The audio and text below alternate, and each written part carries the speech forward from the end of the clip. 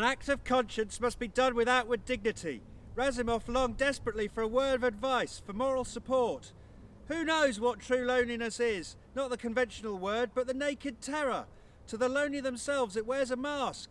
The most miserable outcast hugs some memory or some illusion. Now and then a fatal conjunction of events may lift the veil on an instant, for an instant only. No human being could bear a steady view of moral solitude without going mad. Razumov had reached that point of vision. To escape from it, he embraced for a whole minute the delirious purpose of his rushing to his lodgings and flinging himself on his knees by the side of the bed with the dark figure stretched on it, to pour out a full confession in passionate words that would stir the whole being of that man to its innermost depths.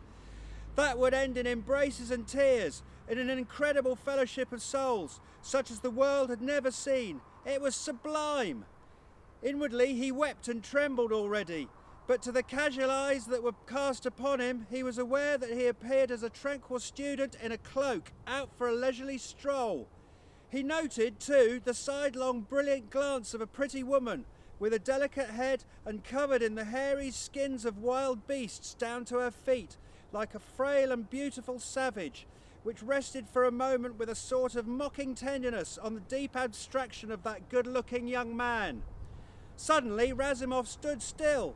The glimpse of a passing grey whisker, caught and lost in the same instant, had evoked the complete image of Prince K, the man who once had pressed his hand as no other man had pressed it, a faint but lingering pressure like a secret sign, like a half-unwilling caress.